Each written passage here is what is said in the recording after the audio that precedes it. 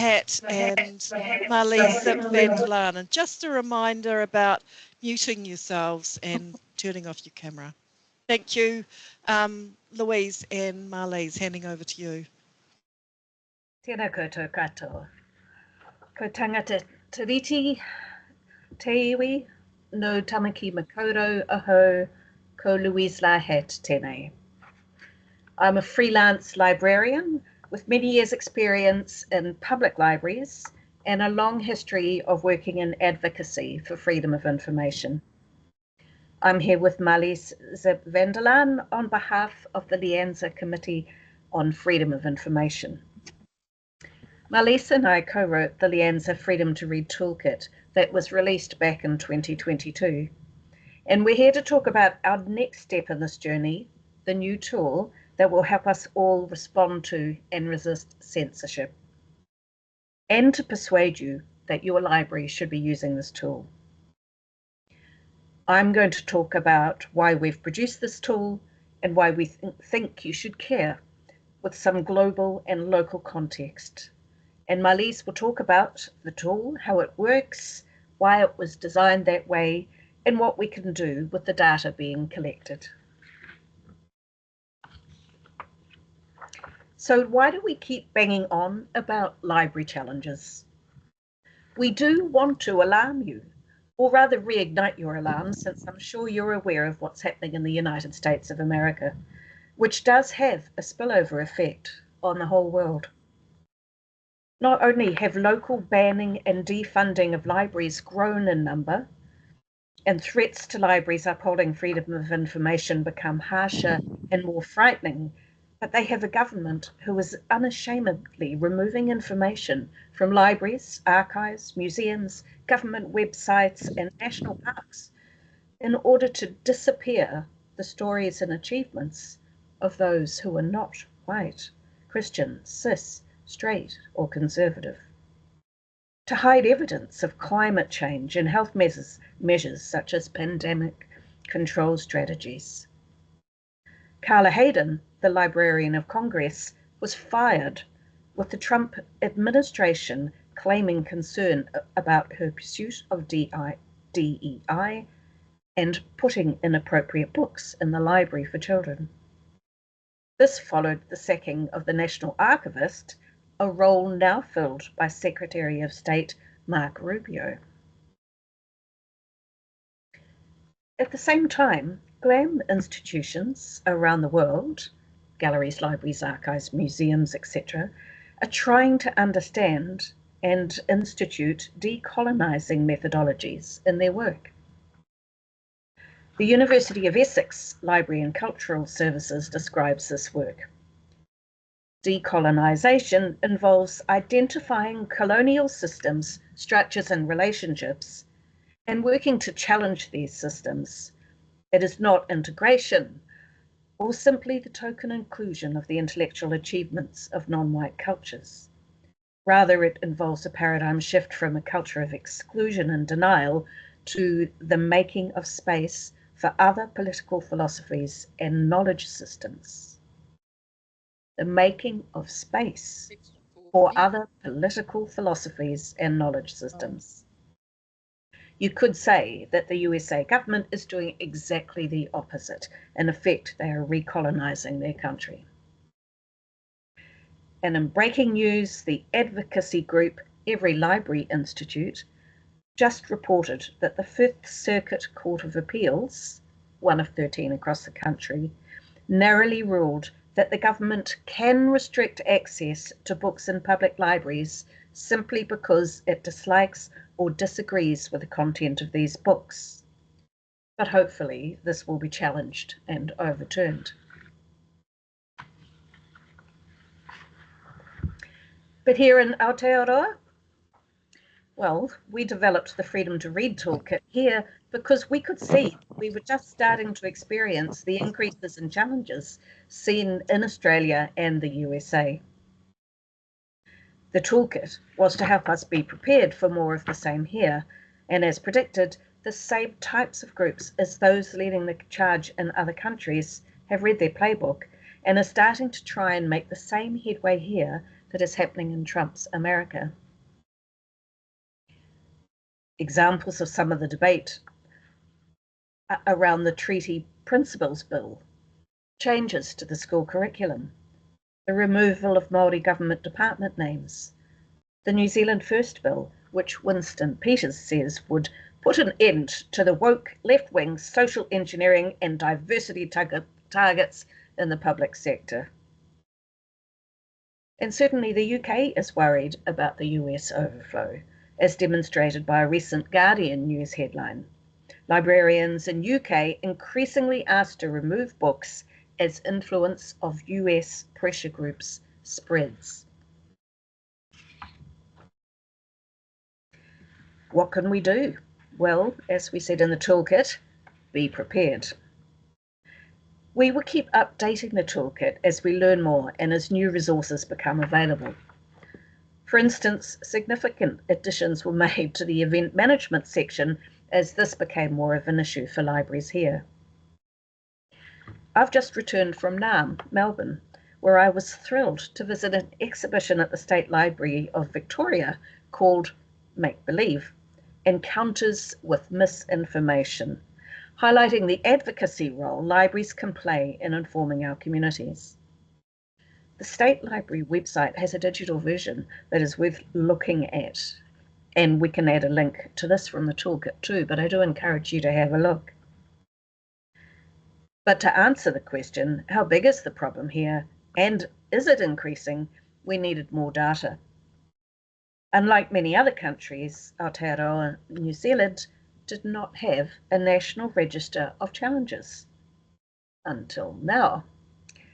So I'm now going to hand it over to Marlies to talk about what we did next.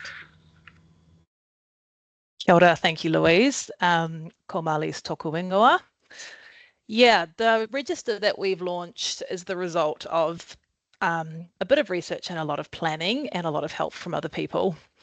Knowing that we wanted to set up a register and wanting to do it properly, we did a bunch of research on challenge registers that other library associations around the world have. We connected with library associations in Australia, Canada, the US. We also reached out to CILIP in the UK and the Irish Library Associations, who, like us before, did not have registers. I did a research project on library challenge registers for the Masters of Library and Information Studies through to Headinga Waka, Victoria University of Wellington, where I interviewed people from ALIA, the Australian Library Association, and ALA, the American Library Association, who work with the registers. Through interviewing these people, we sought to really understand what the benefits were on having a register. Why would your library association have a register? And also collect a whole lot of practical considerations for setting one up. And there was a lot more to it than was initially supposed. I also attended the MEX Info International Symposium on Libraries and Censorship, where I was able to speak to people who were involved in setting up or maintaining these tools from Canada and the US. The results of this research and making these connections with other library associations around the world directly informed how we chose to set up the LIANZA Challenges Register, helping us to build a case for its efficacy, ease of use, cost, choice of tools, and its relevancy.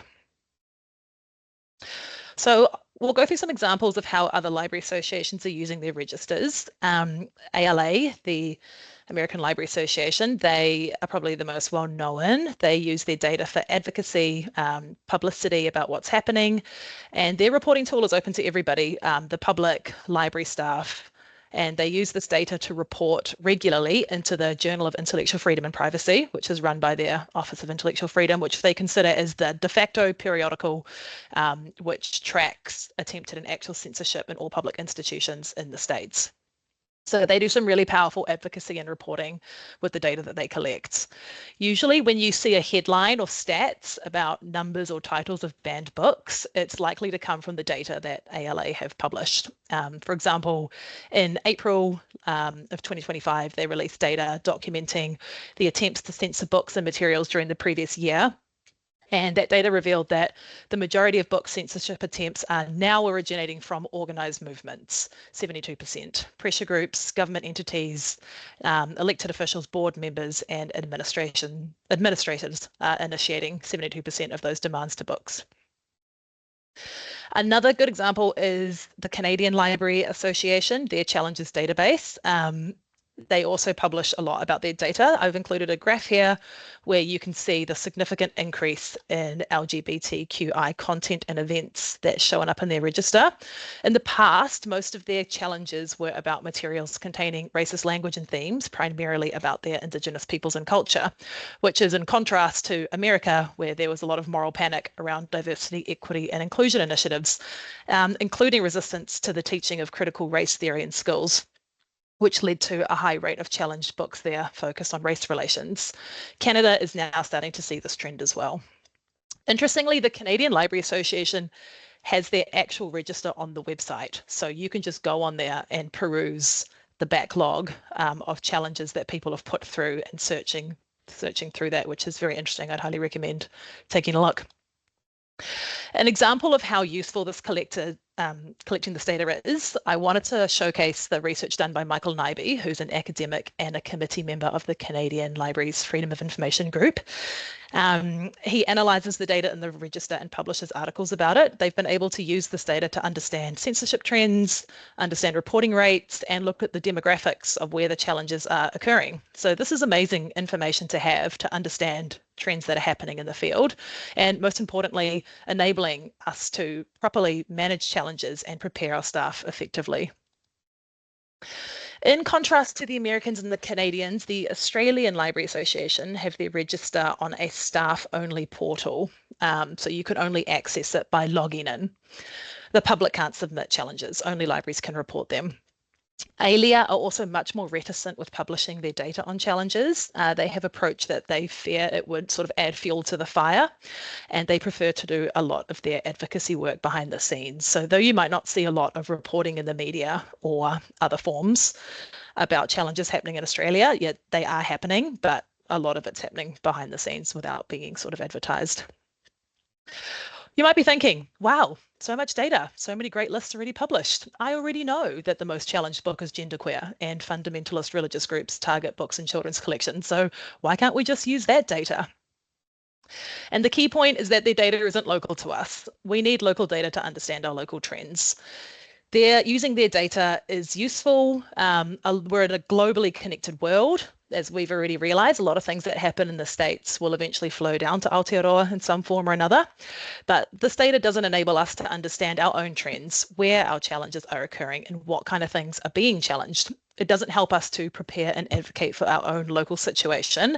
And more importantly, overseas data won't capture what's unique about Aotearoa New Zealand, such as challenges that occur regarding content about Māori. In 2015, there was a master's student called Teresa Mills. She collected 15 titles of books that were challenged in New Zealand libraries. She found that none of them showed up on the lists of challenged publications from other countries, and the majority of the titles were about New Zealand, with only 2 of them showing up on WorldCat as being held in libraries outside of Aotearoa. So it's important that we capture that data that is relevant and specific to our local context.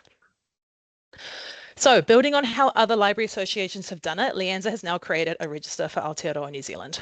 The Library Challenges Register has been developed to help the sector understand the nature and the extent of challenges in our library and information sector. A quick reminder on what a challenge is. A challenge is when someone attempts to censor, remove, or restrict access to a publication, item, or event so that it can't be accessed or is hard to access. These may be challenges to events, books, displays, programs, room usage, resource access, services that the library offers. So as Louise mentioned, we keep banging on about challenges. Why do we care about challenges and censorships? And the existence of libraries is underpinned by the principles of freedom of access to information, freedom to read, intellectual freedom, and freedom of expression. And I think it's important to come back to remembering those things of why we're here. We don't censor material. We actively advocate against it. We don't decide what others can and can't read, and we don't restrict or inhibit access to information. We don't take what we believe about what's right and wrong and put that onto other people. We are the information professionals. Information literacy is embedded in our practice, and we steer and guide people on their own information-seeking journeys. So when these principles are threatened or challenged by the public, by governance, or by our own colleagues, we are called to fulfill our professional obligations to uphold these principles of intellectual freedom. As we've seen, censorship attempts in libraries are on the rise. So we encourage every library to add your examples of challenges to the register so that we have the data we need to respond to the challenges. The register lives in and extends our previously created Freedom to Read Toolkit and contributes to the ongoing commitment of libraries to upholding freedom of access to information. The register is very simple in concept. There's a form and then there's a background database. We're using something called Airtable, which we got from the ALA. That's also what they used. And there's a simple web form that you fill in. It's got multi-choice questions about the type of challenge, the topic, the method that it was challenged, what kind of library you come from, that kind of thing. And this is then automatically entered into a database where we can see all of the reports. Your data is confidential. The information collected in the register is covered by Airtable and by LIANZA's privacy policies. You don't have to put your name or your email address in there if you don't want to. The database is only accessible by the LIANZA office and by assigned members of the Freedom of Information Committee, so just 2 of us at the moment. And there's also an option where if the submitter has asked for extra help or advice, the committee will get in touch with you. So this is what it looks like on the back end. Lots of pretty colors. So these are all fake challenges that we put in before we launched it to show examples. But yeah, you can see the different categories here. When did it happen? The type of challenge, what was the title of the book or the event? Why was it challenged, et cetera, et cetera, et cetera. So the data that we collect will be used to monitor trends, which can inform where and what form of support is needed. Having localized data gives LIANZA insight into what our regions are experiencing. We can use this data to improve our resources, such as the Freedom to Read Toolkit, articles, blog posts, webinars, trainings that can support staff in dealing with challenges based on what we see coming in. The main benefit for this register is this, for LIANZA to be able to support libraries by understanding challenge trends. In terms of advocacy, these trends can also inform where organisations might need to change their approach to challenges or collections, who we might need to ally with, where we need lobbying to ensure that users and staff are safe and people's freedoms are protected. LIANZA, along with PLNZ, Public Libraries of New Zealand, and SLANZA, School Library Association of New Zealand Aotearoa, have been supporting libraries who've experienced challenges, and this data will continue to assist all of our organisations with that work. It could also help inform submissions we make to legislation around rights, freedom of speech, hate speech, and resources that are submitted to the censorship office, the classification office. So who does what in all of this? There's a role for all of you and all of us to please commit your organisation to contributing this data and supporting your staff to do so by embedding it in your existing processes for managing challenges. LIANZA will hold the data and ensure that it works, and will protect the privacy of the data. The Freedom of Information Committee will draw reports on the data, which we'll share with the LIANZA office, and we may also share with SLANZA, PLNZ, and Services to Schools. The Freedom of Information Committee will have 2 designated members who will monitor and respond to submissions and create and distribute trends data and advice to different organisations. We'll also add in reports that we see in the media. For example, you might have seen those articles about the vandalism to books across bookstores in Hamilton, about memoirs written by Māori and Pacifica women. We've popped that in there just for awareness. And LIANZA will advocate for freedom of information based on this data. We are currently working with SLANZA so that school libraries and the school library service will report their challenges as well. And we invite librarians from all kinds of information institutions, academic, special libraries, if you encounter a challenge, to report in here. So far, there has been a little evidence of this happening, but if we look at what's happening in the States, anything could happen, and maybe more of that will come. So what else do you need to know? You can find the register in the LIANZA Freedom to Read Toolkit. There's also links. Oh, there goes my meeting room light. There we go. There's also links in other parts of the LIANZA website, and we're also working with PLNZ and SLANZA Services to Schools about opportunities to embed the links into their websites too. What challenges can you report? Yep. challenges that occur to anything in your library's offering or collection that is related to freedom of information and censorship. So collections, displays, posters, events, venue hire. There's also an other category in case there are some things maybe about signage and te reo, that kind of thing that we haven't thought of. If you need help using the form, there is a big thing of FAQs, a big FAQ document. You can also email the Freedom at LIANZA and ask us if you have any questions. Can anybody who comes across the form submit? Yes, in theory, it is on the LIANZA website, so it is public facing. We are not promoting the register as such because we would not want to have the same situation that the American Library Association has, which is that members of the public use it as a way to express to libraries what they want censored. And you've got a smaller amount of actual libraries reporting challenges that happen and a larger amount of the public coming in with their opinions about what books and libraries should be doing. And we will monitor the submissions that come through and keep an eye on who's submitting. How often should people be reporting? As challenges happen on a scheduled basis, but honestly, whatever works for you. We recognise that the reporting tool, we are asking library staff to do more work, to do an additional step. So whatever works best for you, to put in one report that captures, a day's worth of social media comments, or we had 12 challenges on this one book over the last month. Really, whatever works best for you.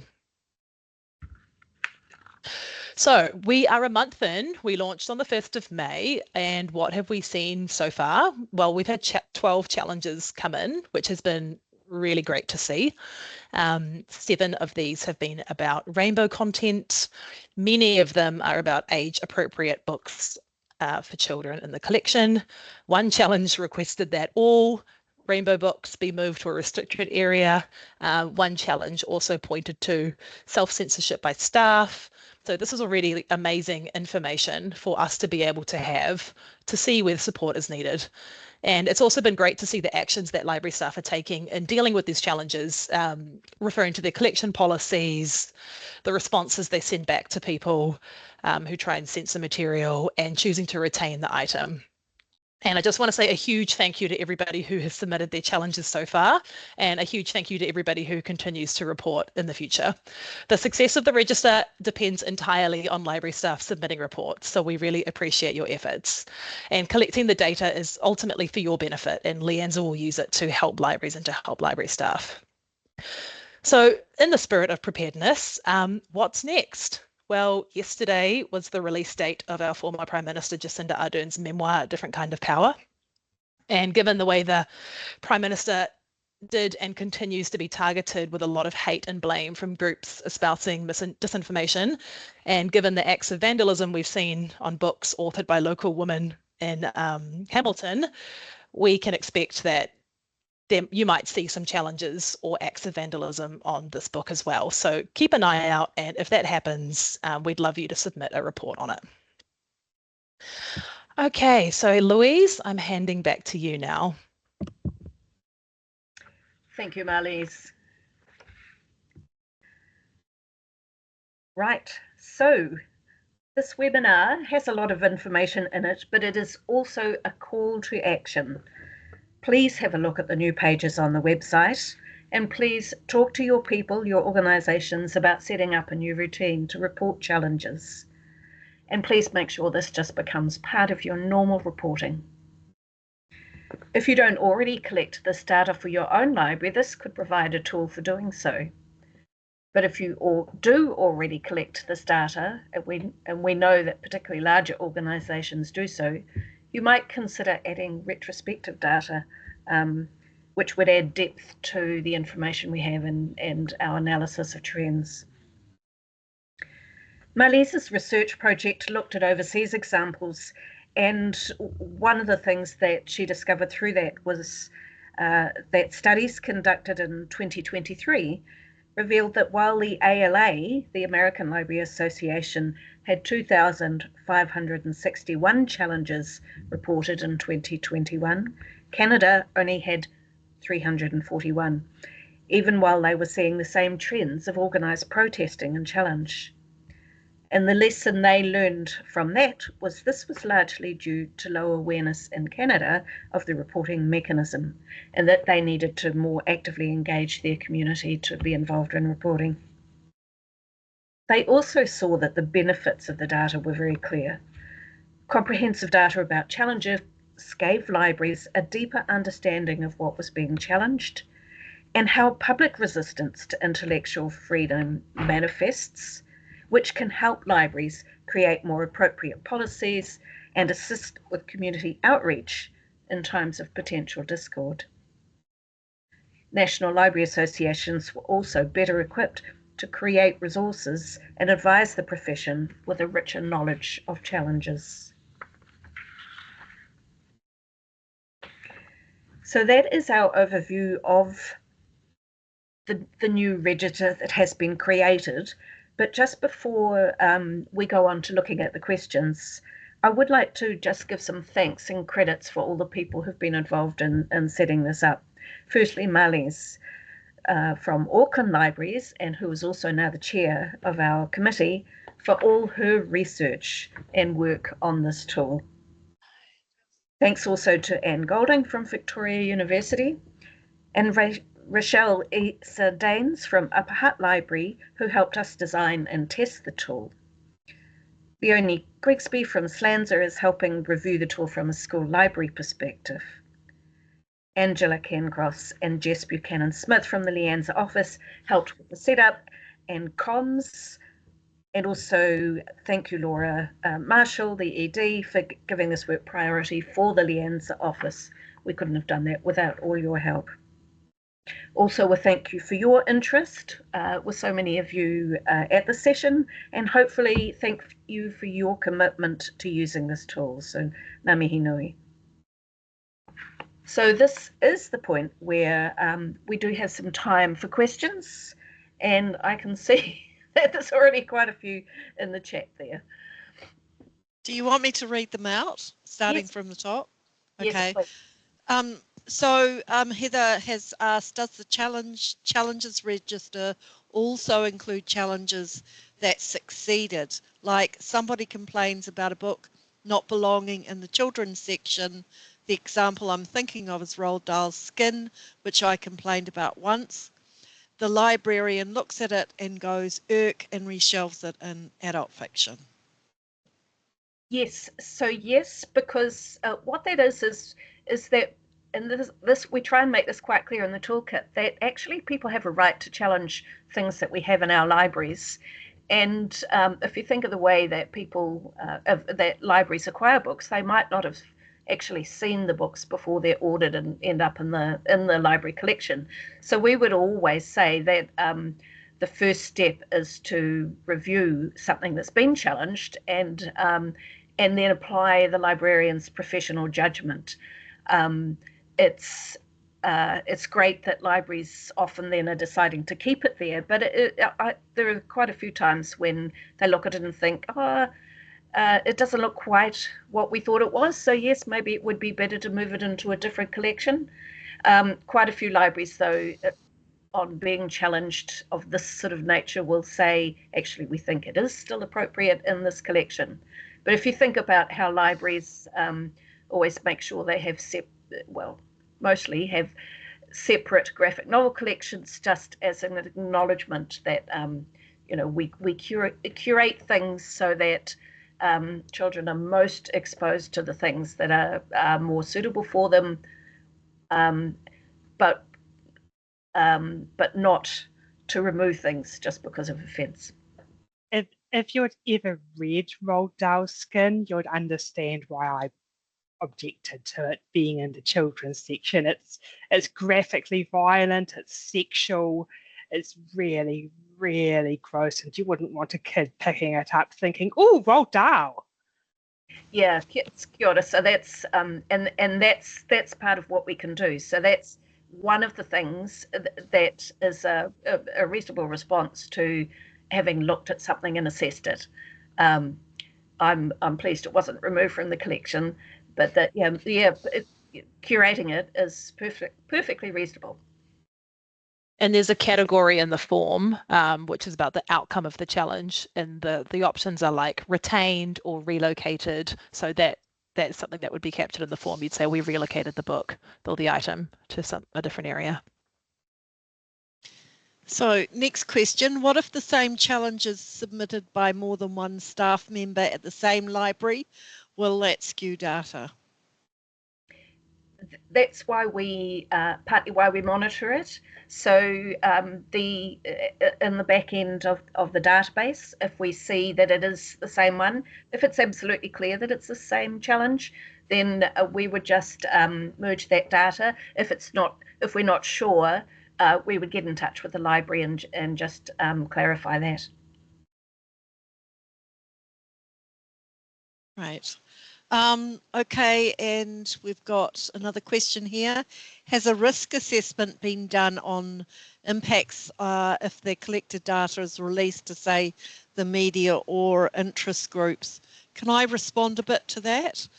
We will be very careful about any data and any messaging that is put out to the media that will go through a fine risk assessment. Louise, do you want to add anything?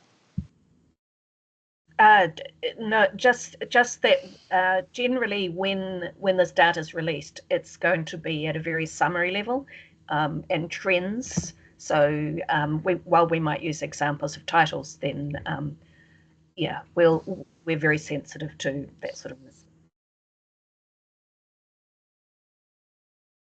And also following that up, Daniel has also said a question for the wider group. Do other institutions have a register that they hold for such challenges? So do your organisations have a register? Does anyone want to make a comment or put something in the chat?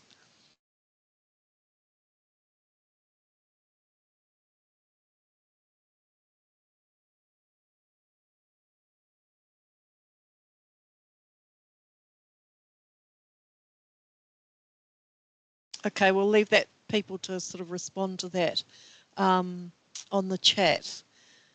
Right, where are we? Do you want reports of past events? We would love to have that because it adds to the depth of information that's there. There's a field for the date when the challenge happened, so we can see that it's retrospective data. But we understand that that's quite a big ask for libraries, so definitely not compulsory. But yeah, go for it.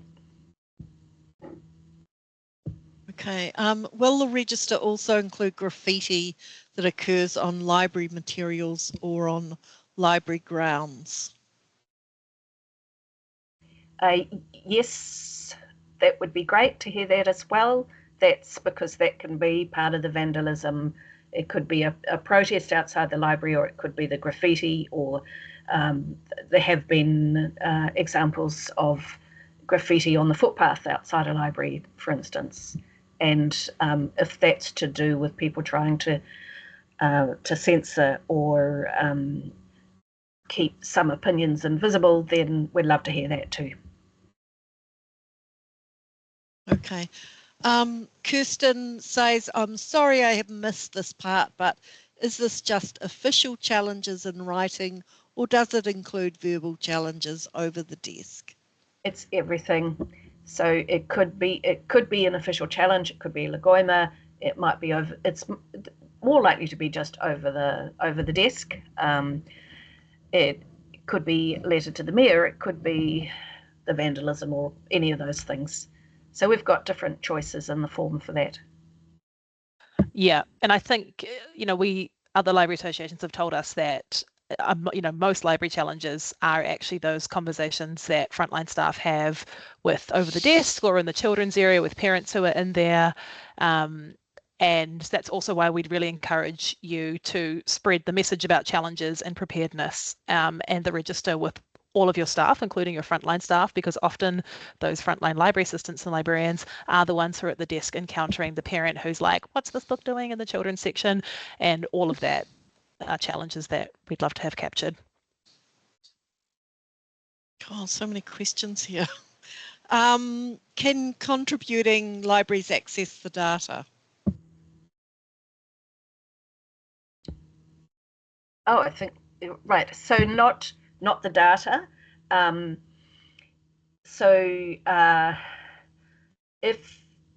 If a library asked us how many challenges, we would look at that and we would be able to respond to that. But mostly, what people will get back is trends, data, statistics, and also increased resources that will support people in the sort of challenges, rather than seeing copies of the database.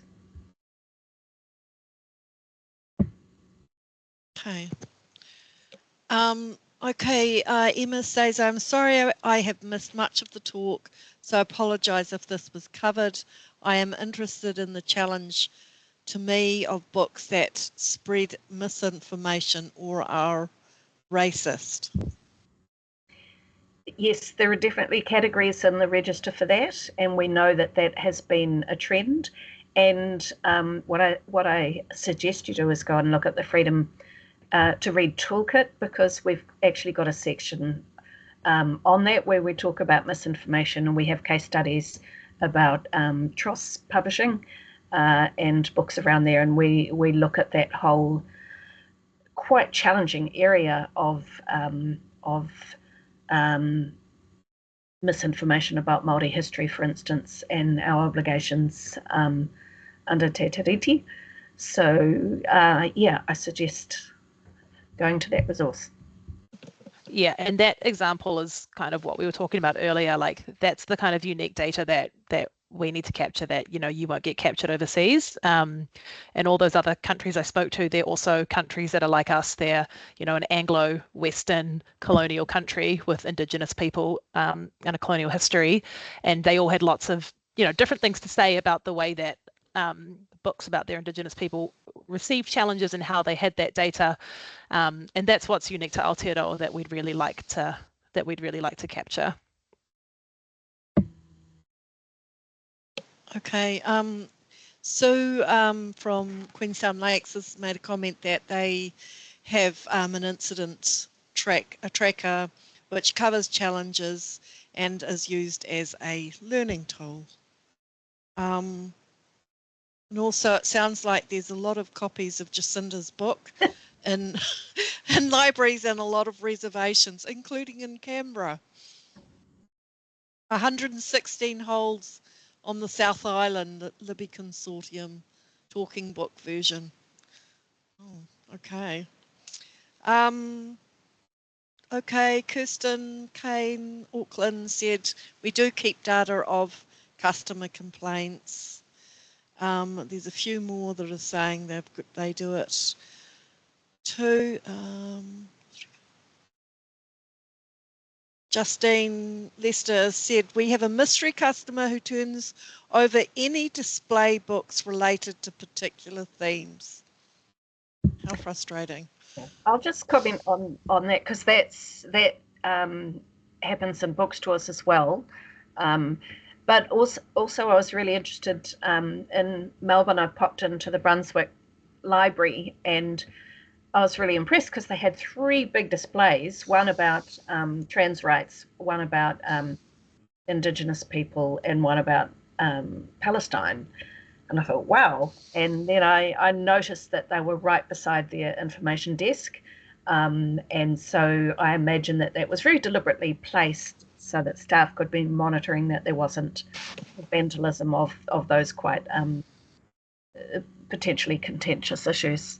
So that's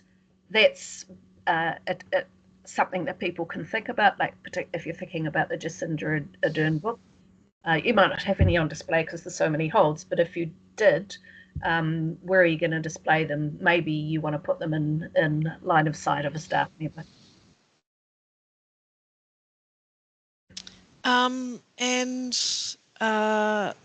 Daniel says that is an interesting question. There are direct complaints.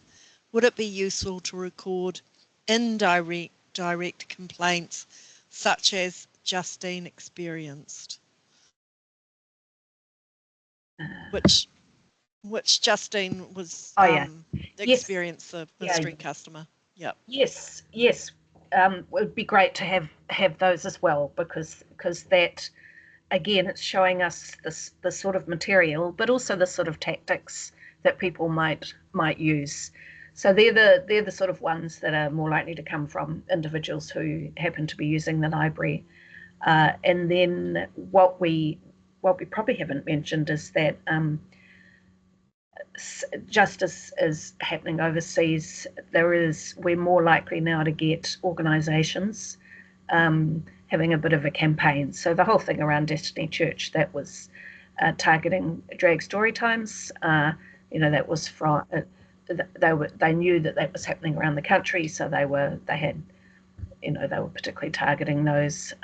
And Family First, another organisation. Yeah, so there are organisations that are organised. They're more likely to put in formal complaints, or, as in the case of Destiny Church, turn up in numbers.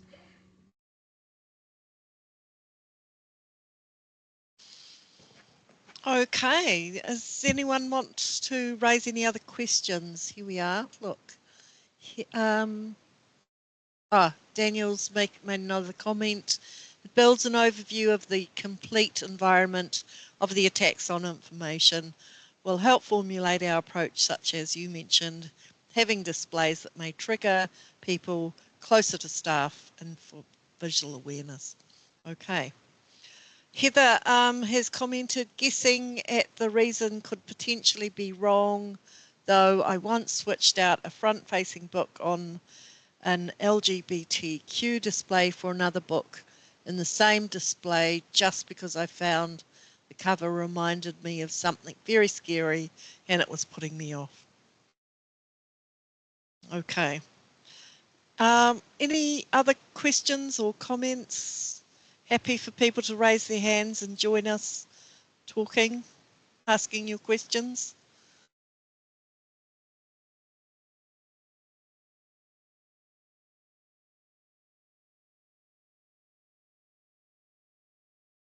Thank you, Abigail. Abigail said amazing work, you two. Great work. And Marlies has just put down the email for the Freedom of Information Committee for any questions. So that's freedom@lianza.org.nz. So I think we might have come to an end. Thank you very much, Marlies and Louise, for all your hard work, and been very happy to support you in it. It's been a great project. And we'll, please people keep promoting this, letting other people know. We know we've had 60 people online. We have a recording and we will be sharing it with all the others that registered but weren't able to attend today. Thank you for joining us, and I'm just going to close with a karakia. Unuhia, unuhia, unuhia ki te uru tapunui, kia wātia, kia mama te nākau, te tinana, te wairua e te ara tangata, koia rā e rongo, whakāria ake ki runga, kia tina, tina hui e, taiki e. Thank you, everybody. Thank you. Ka kite. Ka kite.